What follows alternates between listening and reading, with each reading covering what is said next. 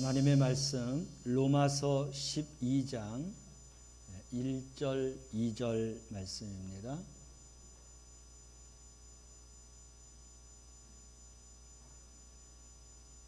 로마서 12장 1절 2절 말씀을 함께 봉독합니다. 그러므로 형제들아 내가 하나님의 모든 자비하심으로 너희를 권하노니 너희 몸을 하나님이 기뻐하시는 거룩한 산 제물로 드리라. 이는 너희가 드릴 영적 예배니라. 너희는 이 세대를 본받지 말고 오직 마음을 새롭게 함으로 변화를 받아 하나님의 선하시고 기뻐하시고 온전하신 뜻이 무엇인지 분별하도록 하라. 아멘. 함께 인사합니다. 사랑합니다. 축복합니다. 우리 앞뒤 분 옆에 분하고도 인사합시다. 사랑합니다. 축복합니다. 고맙습니다. 8월달 하나님 앞에 영과 진리로 예배하는 그런 예배자의 달이 되기 위해서 오늘 세 번째 말씀 마지막을 전하는데, 지난주에는 영과 진리로 하나님 앞에 예배하자, 하나님은 그렇게 예배하는 자를 찾으신다 했습니다. 오늘은 하나님께서 기뻐하시는 예배가 있어요. 그거는 우리가 거룩한 산 제물이 되어서 몸으로 드리는 그런 제사를 하나님이 기뻐하십니다. 그래서 오늘은 내가 하나님 앞에 제물 되어서 하나님 앞에 몸으로 드리는 제사를 통해서 영광을 돌리고 하나님을 기쁘시게 하자. 그래서 영으로 예배한다는 것은 예배자의 마음에 하나님으로 집중해서 예배하는 것을 말합니다. 진리로 예배한다는 것은 하나님의 말씀을 따라서 그 말씀대로 하나님 앞에 예배하는 것을 말씀을 드릴 수 있죠. 그렇게 영과 진리로 예배하면 하나님께서 우리에게 마음의 문을 열어주셔서 감사와 또 감격과 사랑이 넘치는 그러한 예배자로 우리를 세워주시는 것입니다. 이런 하나님의 임재를 경험하고 그리고 또 살아갈 때에 하나님은 우리에게 위로를 주세요. 힘을 주세요. 그리고 경건한 자로서 살아가게 하시는 것입니다. 우리가 경건한 자에 이르러야 천국에 넉넉히 들어갈 수 있다라고 말씀했습니다. 그러므로 우리의 목적과 목표인 천국을 향해서 가는 자들은 영과 진리로 예배해서 경건에 이르기까지 그런 예배자가 되시기를 바랍니다. 오늘은 몸으로 드리는 예배를 통해서 온전한 천국의 구원을 이루는 그러한 말씀을 전하면서 함께 은혜를 나누겠습니다. 우리가 이렇게 모여서 예배하는 이 공동체 예배는 우리가 정말 모든 분들이 다 열심을 다해서 정성을 다해서 예배를 합니다. 그래서 봉사도 잘하고 또 친절하고 예의 바르게 하나님 앞에 우리의 마음과 뜻을 모아서 예배를 해요. 하나님이 그런 예배를 또 받으십니다. 근데 중요한 것은 이렇게 하나님 앞에서 모여서 예배를 했는데 예배를 하고 세상을 향해서 나아갈 때 우리의 이 예배드린 이 모습과 이 자세를 가지고 세상에서도 그대로 예배자로 살아가야 되는 것입니다. 근데 그게 안 된다는 거예요. 그래서 우리의 예배는 항상 무너지게 되는 거예요. 그리고 온전한 예배를 하나님 앞에 드릴 수가 없는 것입니다. 오늘 그래서 우리는 이제 교회 안에서만 예배자가 아니라 밖에 나가서도 하나님 앞에 몸으로 생활로 예배를 올려드리는, 그래서 하나님을 기쁘시게 하는 그러한 예배자가 되자라고 하는 말씀을 가지고 함께 은혜를 나누도록 하겠습니다. 교회에 나가게 되면 우리는 금방 세상 사람들처럼 변해버려요. 말이 거칠어집니다. 또 인색합니다. 거짓말도 합니다. 다른 사람들 흉도 봐요. 심지어는 싸움도 합니다. 교만해지기도 해요. 그래서 결국 예수 믿는 우리지만 세상 사람들이 우리를 볼 때에는 교회 다니는 사람이 왜 그런가 하는 것입니다. 매스컴을 통해서 또 안티크리스찬들을 통해서 여론이 조성이 되어서 우리의 생활이 그들의 입방아에 오르게 되는 거예요. 얼마나 우리가 매스컴을 통해서 그런 일들을 경험합니까? 또 직접적인 생활 속에서 그런 일들을 또 우리가 또 맛보고 또 경험하고 그렇게 살아가고 있습니다. 그래서 우리는 이런 예배의 모습을 오늘 말씀을 통해서 각성하고 회개하고 그리고 예수님 앞에 바로 설 수 있는 그런 예배자가 될 수 있기를 바랍니다. 사회에 나가서도 몸으로 온전한 예배를 드리지 못하면 세상 사람들로부터도 말을 듣지만 예수님도 우리를 외면하신다는 거예요. 그래서 우리는 예배를 잘 드려야 되는 것입니다. 예배에 성공하지 못하면 맛을 잃어버린 소금과 같아요. 그리고 또 빛을 잃어버린 등잔불과 같은 것입니다. 그래서 우리는 주님의 책망거리가 되는 게 아니라 예배를 드림으로 주님을 기쁘시게 하고 하나님을 기쁘시게 하는 예배자로 설 수 있기를 바랍니다. 오늘 본문 말씀은 그런 예배자가 되기 위해서 우리에게 말씀을 잘 전해주고 있어요.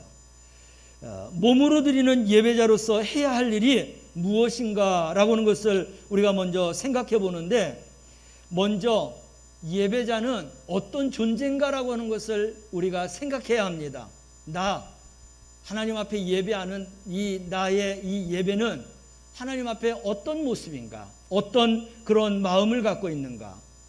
먼저 예배자의 가장 중심에 흐르는 그러한 마음은 예수 그리스도의 보혈의 피로 구속을 받은 은혜, 그래서 그 구속의 은혜로 구원받은 이 확신함을 가지고 예배에 임하여야 되는 것입니다.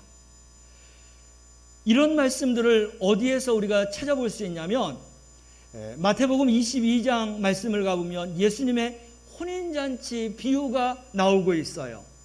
거기에 보면 초청받는 사람들이 굉장히 많습니다.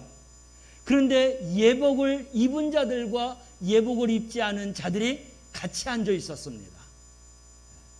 이게 바로 우리의 예배의 그런 자리와 모습이에요. 그 22장 말씀을 보면 예수님께서 혼인잔치의 비유를 말씀하시면서 많은 사람들이 임금의 이런 혼인잔치에 초대받아서 연회장으로 다 내려왔습니다. 왔습니다. 어떤 사람은 예복을 입지 않는 상태로 앉아 있었어요. 임금이 들어와서 그에게 묻는 겁니다. 친구야, 어떻게 해서 너는 예복을 입지 않고 들어왔느냐라고 이야기하는 겁니다. 그 질문에 대해서 예복을 입지 않은 사람은 할 말이 없는 거예요. 말을 하지 못하자 임금이 종들에게 명하여서 뭐라고 하냐면 쫓아내라 라고 말씀하고 있어요. 그 잔치자리에 분명히 초대는 받아서 왔는데 예복을 입지 않은 것 때문에 그 임금으로부터 쫓겨난다는 거예요. 자격이 없다는 거예요. 틀림없이 잔치의 자리에 왔으면 잔치에 참여하는 사람이지만 그러나 임금으로부터 쫓겨난다는 것에 대해서 우리는 덜컥 가슴으로 두려움을 갖게 되는 것이죠. 왜 그래요? 초청은 받았지만 예복을 입지 않기 때문에 그렇습니다. 우리가 예배는 드리지만 신령과 진정한 마음으로 예배하지 않으면, 몸으로 하나님 앞에 산 제물이 되어서 예배자가 되지 않으면 예복을 입지 않은 사람이나 하나님 앞에 온전한 예배를 드리지 못하는 우리의 모습이나 같다는 것입니다. 예배는 드리되 그 예배는 안 받으신다는 거예요. 그 예배는 우리가 구원받을 수 없다라는 것입니다. 그 천국잔치에 들어갈 수 없다는 것입니다.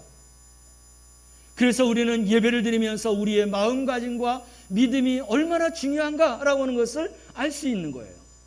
가장 기본이 되는 것은 구속의 은혜, 구원의 은총받은 이 감사와 감격의 마음을 가지고 예배하는 것입니다.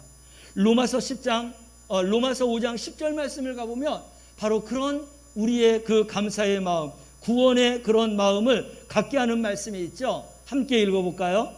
곧 우리가 원수 되었을 때에 그의 아들의 죽으심으로 말미암아 하나님과 화목되게 되었은즉 화목하게 된 자로서는 더욱 그의 살아나심으로 말미암아 구원을 받을 것이니라. 아멘.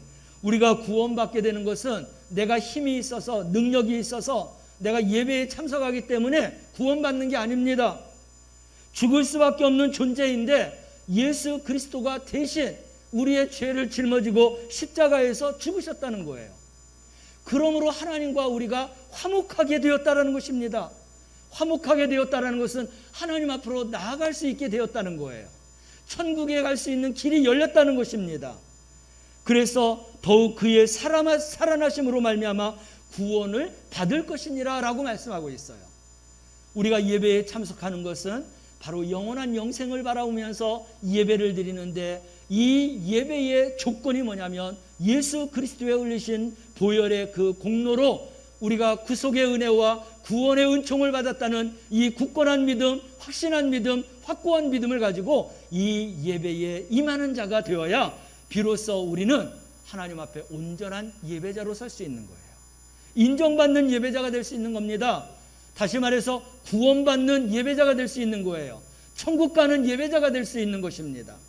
아직 이러한 모습들이 부족하다면 우리는 이 진리 안에 속히 들어와서 언제나 구속과 구원의 은총을 가지고 예배에 임하는 성도들이 되시기를 바랍니다.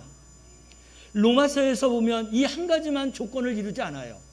여러분, 우리가 또 보다가 보면 예수님이 세례를 받으라고 말씀하셨어요. 이 세례를 받아야 됩니다. 세례를 받음으로 인하여서 우리가 구원의 완성을 이룰 수 있어요.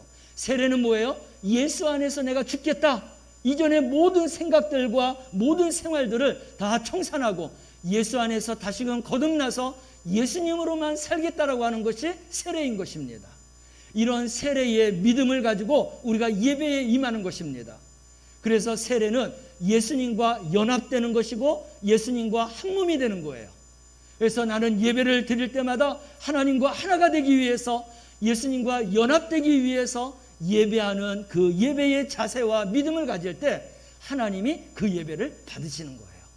우리는 온전한 예배를 하나님 앞에 드리게 되는 것입니다. 여러분, 이런 구원의 확신을 가지고 예배하는 자들은 하나님을 그냥 하나님이 아니에요. 그 하나님은 나의 아버지가 되십니다. 아빠, 아버지가 되세요. 그래서 우리는 하나님 앞에 이제 기도할 때나 찬송할 때 그냥 세상에서 말하는 하느님, 하나님 입만 찾는 것이 아니라 그 하나님은 나의 아버지, 내가 그 아버지 안에서 정말로 양자의 영을 받은 그러한 이제 하나님의 자녀라고 하는 이 마음을 가지고 예배를 드리는 그 예배를 하나님은 기뻐 받으시는 거예요. 마음이 뿌듯한 거예요. 그 예배를 드리는 우리의 마음도 이제 온전한 구원의 백성으로 하나님의 자녀로서 하나님 앞에 예배하는 거죠. 이게 우리가 드려야 될 예배예요. 이런 예배자로서의 마음을 갖춰서 우리는 하나님 앞에 온전한 예배를 드리시기를 바랍니다. 이런 예배를 드리는 것을 거룩한 산 제사, 거룩한 산 제물이다라고 말씀하는 거예요. 제사와 제물이 되어야 되는 거예요. 예배를 드리는 것뿐만 아니라 드리는 데에 제물이 필요한데 그 제물이 내가 되어야 된다는 거예요. 근데 그냥 제물이 아니에요. 하나님 앞에 드리는 제물은 가장 귀하고 가장 소중하고 가장 건강하고 가장 튼실하고 이런 것을 하나님이 받으신다고 했어요. 근데 우리가 예배를 드릴 때 세상에서 정말 온갖 세상하던 이런 모든 그 복잡하고 혼잡스러운 마음을 가지고 와서 시간에 따라서 형식에 따라서 그리고 예배를 드리고 그냥 간다고 하면 우리는 예배자라고 말할 수 없는 겁니다. 오늘 그 말씀이 로마서 12장 1절 말씀이 있어요. 예배를 드릴 때마다 거룩한 산제사, 거룩한 산제물로 하나님 앞에 영적인 예배를 드릴 수 있는 성도들이 되시길 바랍니다. 함께 읽어볼까요? 그러므로 형제들아, 내가 하나님의 모든 자비하심으로 너희를 권하노니 너희 몸을 하나님이 기뻐하시는 거룩한 산제물로 드리라. 이는 너희가 드릴 영적 예배이니라. 아멘. 너희 몸을 하나님이 기뻐하시는 거룩한 산 제물로 드리라. 우리가 지금으로 말하면 하나님 앞에 헌금한다라는 것이죠. 그래서 하나님이 기뻐하실 만한 거룩한 마음, 거룩한 그런 예물을 하나님 앞에 드려라. 그것이 하나님이 받으시는 영적인 예배다라고 말씀하고 있습니다. 여러분, 하나님은 우리에게 어떤 물질을 원하시는 것보다도 우리가 매일매일의 삶이 성결하고 거룩하고 진실하고 정직한 삶을 원하시는 것입니다. 하나님이 그런 예배를 하나님이 받으시는 거예요. 그런 예배를 원하시는 것입니다. 그래서 우리 성도들은 매일매일 일상 속에서 거룩한 삶을 살아가시기를 바랍니다. 그게 하나님의 기쁨이 되는 거예요. 하나님이 뭐라고 말씀하셨어요? 나의 기쁨이라고 했어요. 그런 산 제물이 될 때 내가 그것을 기뻐한다라고 이야기했습니다. 그래서 우리가 교회에서만 거룩이 아니라 이제 나가서 생활할 때에도 거룩한 산제사뿐만 아니라 거룩한 산 제물이 되어서 하나님 앞에 영적인 예배를 드리며 그리고 하나님의 기쁨이 되는 예배자들이 되시기를 바랍니다. 세상에 나가서 그럼 어떻게 해야 되느냐 하는 겁니다. 세상 사람들보다 더 예수 믿는 사람으로서 잘 살으라고 하는 것입니다. 더 많이 사랑하고 더 많이 섬기고 더 많이 친절하고 더 많이 봉사하고 이 모든 것들을 다 예수의 이름으로 하나님의 이름으로 우리가 감당할 때 바로 하나님은 그런 것을 산 제물로 받으시는 줄로 믿으시길 바랍니다. 그래서 우리가 꼭 물질로만이 아니라 헌금으로만이 아니라 그렇게 아무리 잘한다 할지라도 세상에 나가서 우리가 이러한 생활 가운데 거룩한 삶, 거룩한 제물이 되지 못한다고 하면 우리는 반쪽짜리 예배만 드리고 사는 거예요. 이 반쪽짜리는 합격이 아니에요. 우리가 공부할 때도 60점 이상 돼야 낙제하지 않는 것처럼 반쪽짜리는 좋은 얘기지 결국은 낙제예요. 예복을 입지 않은 거라는 것입니다. 예복을 입지 않은 것은 임금도 그를 내쫓으라고 했습니다. 우리는 예배자로서 정신을 바짝 차리고 하나님이 기뻐하시고 하나님이 받으시는 예배자가 되어서 살아가시기를 바랍니다. 이제 이러한 예배자가 세상에서 살아나갈 때 어떤 마음과 정신과 생활을 가져야 되느냐가 오늘 로마서 12장 2절 말씀에 세 가지를 우리에게 잘 가르쳐주고 있어요. 예배자는 산 제물이 된 예배자는 이렇게 살아야 한다라고 하는 말씀입니다. 2절 말씀을 함께 읽어볼까요? 너희는 이 세대를 본받지 말고 오직 마음을 새롭게 함으로 변화를 받아 하나님의 선하시고 기뻐하시고 온전하신 뜻이 무엇인지 분별하도록 하라. 여기서 세 가지를 볼까요? 이 세대를 본받지 말라. 이 세상에 마음 뺏기지 말라는 거예요. 이 세상 살아가는 사람들처럼 살지 말라는 거예요. 그리고 그럼 어떻게 해야 돼요? 마음을 새롭게 해서 변화를 받아라. 어떻게? 하나님의 말씀대로 살라는 거예요. 그리고 항상 살아갈 때마다 하나님이 기뻐하시고 온전하시며 선하신 뜻대로 내가 살고 있는지 늘 분별하면서 살라는 거예요. 오늘도 하나님의 뜻대로 살았는지, 오늘도 하나님의 말씀대로 살았는지, 내가 하나님 앞에 산제사 삼제물이 되어서 살았는지, 오늘도 내일도 천국에 이를 때까지 분별하면서 매일매일 그렇게 살아가라는 거예요. 이것이 온전한 예배자가 되는 것입니다. 할렐루야. 그러면 이 세대가 어떤 세대인가라는 것을 우리가 알아야 이 세대에서 우리 세대를 본받지 않고 우리가 이기며 살아갈 수 있는데, 로마서 1장 27절에서 31절 말씀까지 읽어보면서 함께 보겠습니다. 그와 같이 남자들도 순리대로 여자 쓰기를 버리고 서로 향하여 음욕이 불릴 듯하며 남자가 남자와 더불어 부끄러운 일을 행하여 그들의 그릇 때문에 상당한 보응을 그들 자신이 받았느니라. 동성애 살지 말라는 거예요. 28절입니다.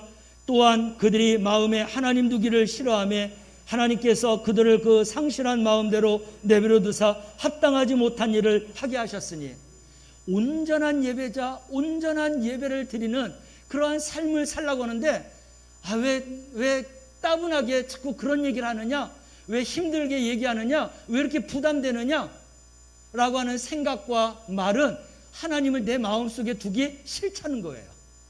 하나님을 우리는 간절히 찾아야 되는 거예요. 하나님을 사랑해야 되는 것입니다. 그래야만이 만날 수 있고 하나님의 사랑을 입을 수가 있어요.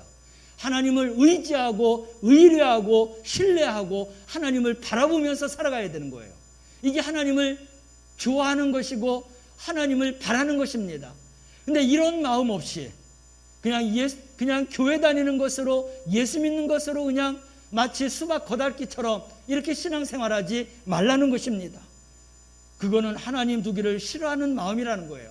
하나님 앞에 더 가까이 들어오라는 것입니다. 그래서 하나님 앞에 합당한 예배자로 서라는 것입니다. 이러한 마음 없이 생각한다고 하면 그냥 그 상실한 마음대로 하나님도 그냥 놔두겠다라는 것입니다. 마귀들도 안 건드려요, 그러한 마음은. 그러나 어렵고 힘들고 그런 가운데에서도 하나님을 찾는 이런 마음이 있는 것은 하나님이 내 마음속에 하나님의 사랑을 끊임없이 부어주시고 채워주시고 그리고 우리에게 그런 사랑을 베풀어 주시는 은혜임을 깨닫고 하나님 앞에 더 가까이 나아가는 우리 성도들 되시길 바랍니다. 그래서 세상 사람들이 어떻게 살아가고 있느냐, 우리는 이렇게 살지 않기 위해서 부단히 노력해야 되는데 29절에서 31절 말씀은 세상의 사람들이 살아가는 그런 모습들을 우리에게 가르쳐주고 있는데 함께 말씀을 읽어보겠습니다.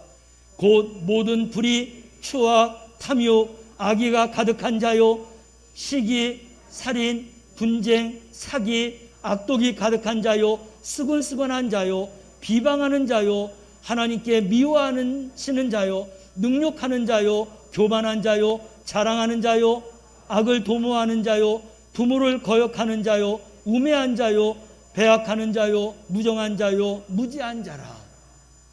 세상 사람들은 이것이 죄인데 죄라는 것을 알면서도 죄가 아닌 것처럼 살아가고 있다는 거예요. 우리가 만약에 이렇게 살아가고 있다면 세상 사람들과 다른 것이 없어요. 분별이 안 돼요. 하나님 앞에 거룩한 그러한 제물이 될 수가 없다라는 것입니다. 우리도 힘이 없어요. 우리도 연약합니다. 이러한 모든 세상적인 죄를 우리도 끌어안고 살아요. 그렇지만 이런 죄가 내 생각과 내 마음속에 집을 짓지 않도록 해야 되는 것입니다. 언제든지 생각 속으로 들어와요. 마음속에 들어와요. 그러나 그러한 모든 것을 계속해서 우리는 털어버리시길 바랍니다. 죄를 회개함으로, 죄를 예수의 이름으로 물리침으로 이 모든 것들을 계속해서 싸워가면서 내 생각과 내 마음속에 집지지 못하게 하고 그리고 하나님을 향해서 달려나가는 그런 예배자가 되어서 살아가시기를 바랍니다. 그러면 우리 주님이 우리에게 말씀하신 것처럼 이 세대를 본받지 않기 위해서 살아가는 우리의 예배의 모습을 보며 하나님이 기뻐하시고 하나님이 찾으시는 예배자가 되게 될 줄로 믿습니다.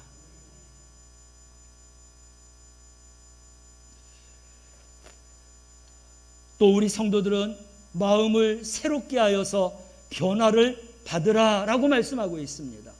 사람은 마음을 누가 주장하느냐에 따라서 그 사람의 운명이 결정됩니다.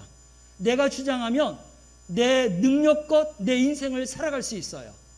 부모님이 내 인생을 주관하면 그런 마마 보이처럼 아니면 그렇게 파파의 그런 주의처럼 그렇게 살아갈 수밖에 없어요.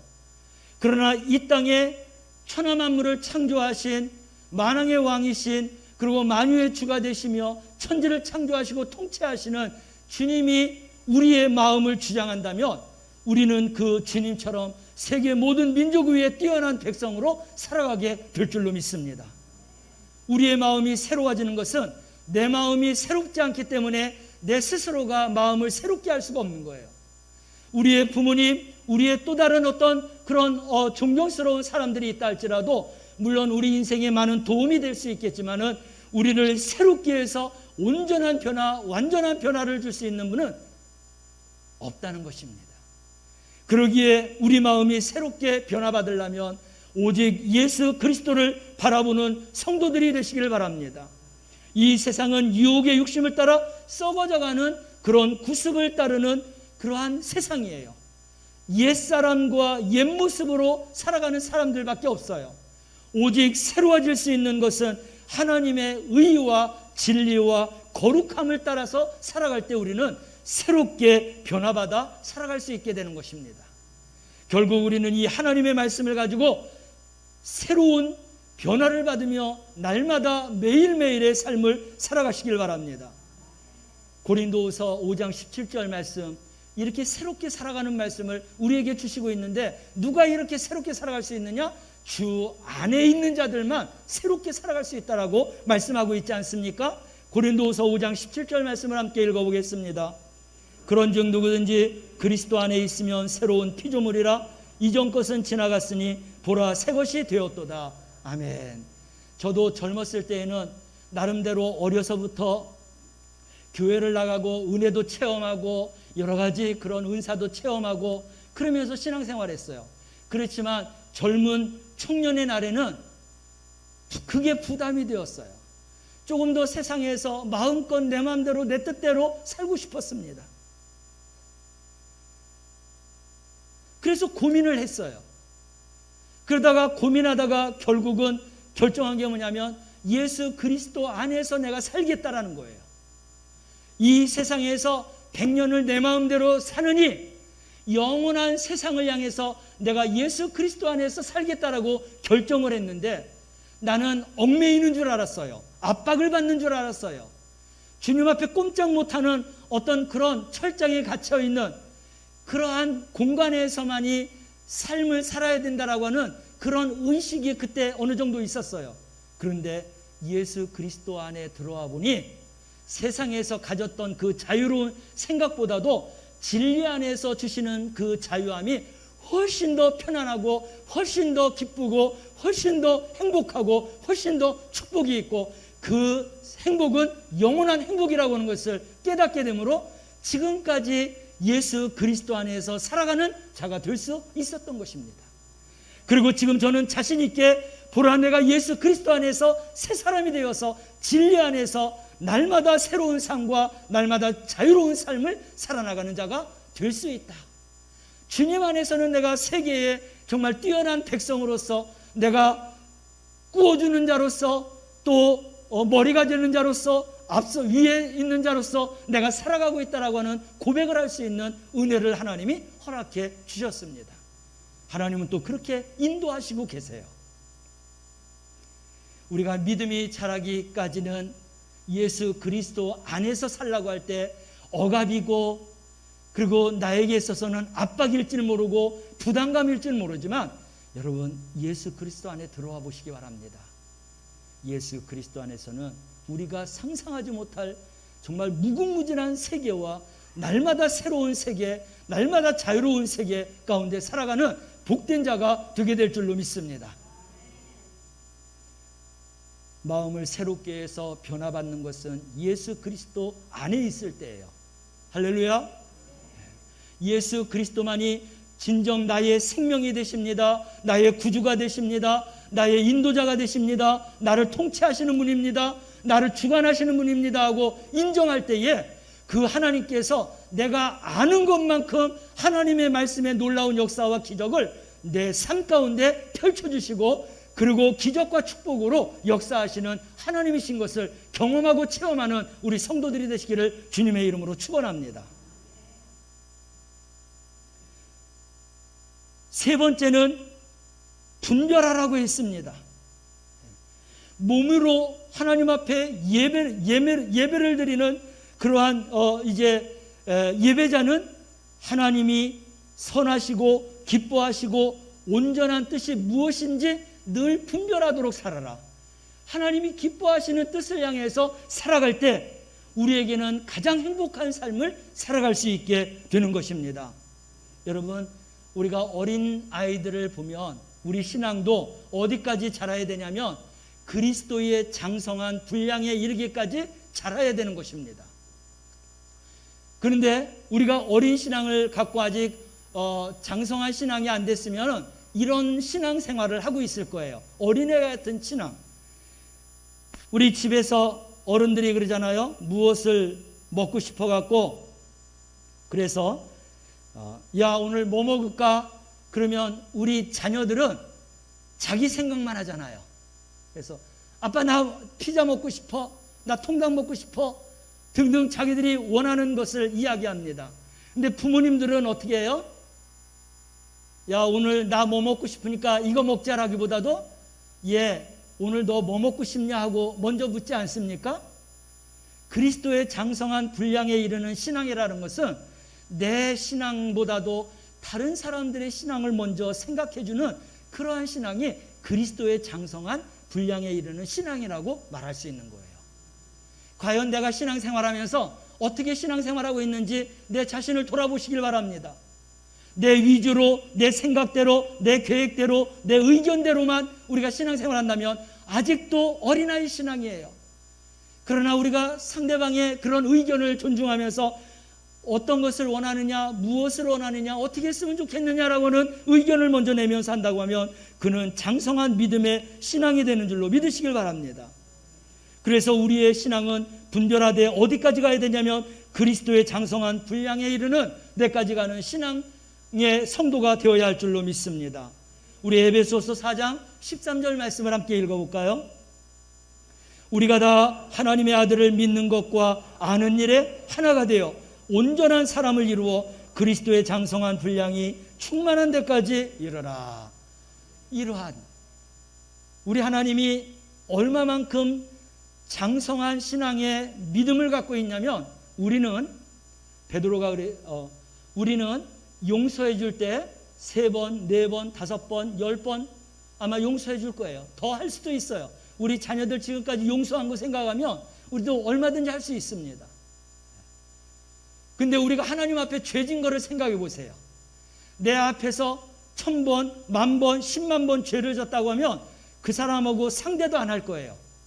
아니면은 화가 나면은 해코지할 거예요. 심지어는 완전히 절교할 거예요. 내가 나의 성질을 이기지 못하면 어떻게 보면 살인까지도 갈 수 있어요. 우리는 그렇게 용서하고 인내하지 못해요. 근데 우리 하나님께서는 우리가 살아오면서 얼마나 많은 죄를 져요. 하루에 몇 번의 죄를 져요. 수십 번, 수백 번 죄를 집니다. 아마 우리 같았으면 그냥 놔두지 않았을 거예요.